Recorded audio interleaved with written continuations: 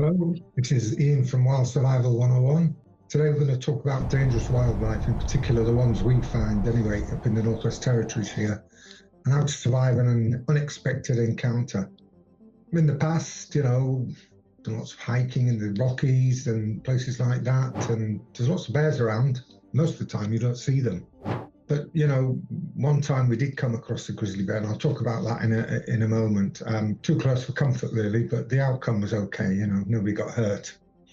So I want to talk about 3 wildlife encounters that, really taught me a lesson, really, and what you can do if you do encounter wildlife, that potentially could be dangerous. So some survival experts get it wrong, it's not about being aggressive. Remember, when you're out in the wilderness, hiking in the mountains or wherever, you are a visitor in their house. I'll talk about this encounter number 1, the grizzly bears. Hiking quite a few years ago in the Rockies in British Columbia. Set off on a well-defined trail. We turned around the corner. There was just me and a friend of mine, and there coming down the trail was a grizzly bear. What surprised us was it didn't seem to notice us. It was quite close. Thankfully, it wasn't a mum with cubs, because that can be very dangerous if you come between a female grizzly bear and her cubs. Then they're more likely to react to you, and they might see you as an intruder or somebody's trying to harm their cubs. So this particular grizzly bear, it kind of acted like a bit of a bored teenager, really. It completely ignored us, really. So what did we do? Well, we backed away slowly. We didn't run. We stayed still and calm, backed away slowly, and moved back down the trail. When it was out of sight, we picked up the pace a bit more and kind of slowed down. And then, as we were walking away, it kind of reappeared around the corner. It wasn't running. It was probably just walking a bit faster than we were. So we did the same thing. We slowly backed away. When it was out of sight, we picked up the pace quite a bit more. We thankfully weren't too far from the trailhead. When we got to the trailhead where the car park is, lo and behold, there was a park ranger on a horse. So we told him what had happened, and he thought it was, as I said, a bored teenager. And he immediately closed the trail off, and he went up the trail on his horse to see if he could find out where this grizzly bear was. Anyway, that was the end of my one and only close encounter with grizzly bears, and it was enough, really. I've seen plenty of other bears, grizzly bears, black bears, but they've been from a distance. So thankfully, I've learned to stay safe with bears as well. But you always need to be prepared when you're out in the wilderness that you might have a bear encounter as well. So I'll talk a bit now, another encounter that some people come across. I've heard about mountain lions.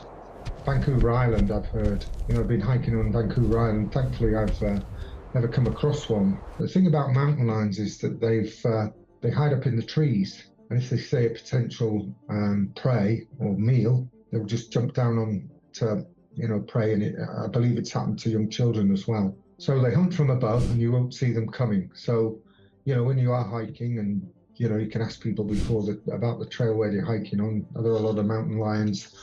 And always look up into the trees as you're going along. And then moose. People think moose are gentle giants. I've come across moose as well while hiking. Sometimes they just come on them unexpectedly. This moose had a calf with her. They're 1,000 pounds or more in weight. They can be faster than bears, and they have been known to kill people. And it's the same story with grizzly bears and black bears. They have young with them. If you get between the young and the mother, then they're going to react. The best thing there, is to just back away slowly again. Back away slowly.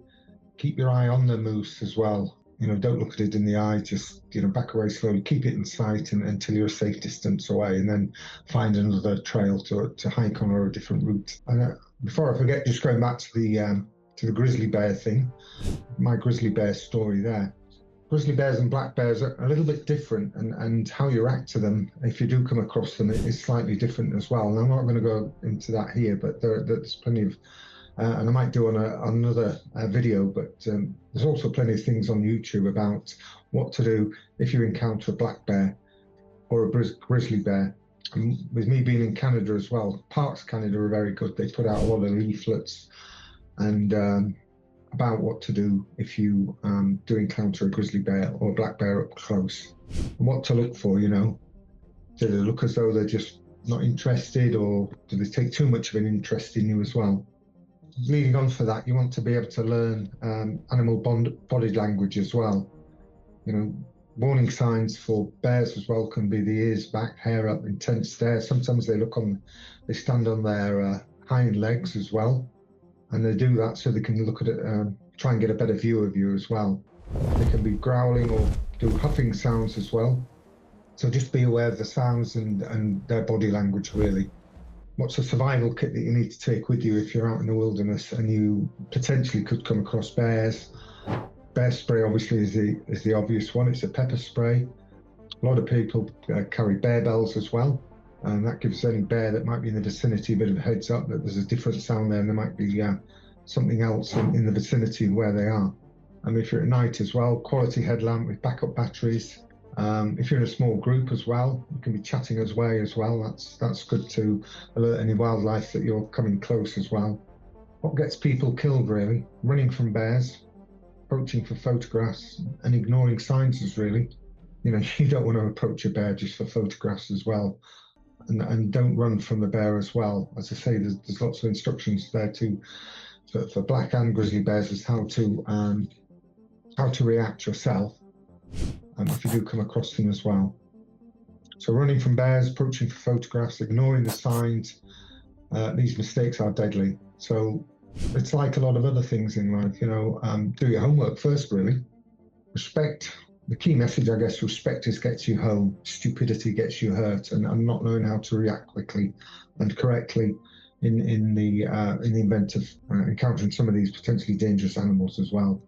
Another one I see before I forget in the Northwest Territories, in the area where I live, around Great Slave Lake, there are bison sanctuaries. So sometimes you can come across, and I've seen them, like 70 bison spread across the road. They're just taking it easy lying down. They've got young with them as well. And you're in a vehicle, the best thing to do is to stop and wait till they disperse. Don't get out, don't try and take photographs of them or move them along. These are like 1,500-pound animals, and they can move quickly as well, and they can hurt you. Beware of bison as well if you have the potential to come across those in the area where you might hiking. Subscribe for real tactical survivals tactics that work when it counts. Don't forget, stay safe, stay alive, be careful, do your homework, and look forward to your next hike. Okay, take care, bye-bye.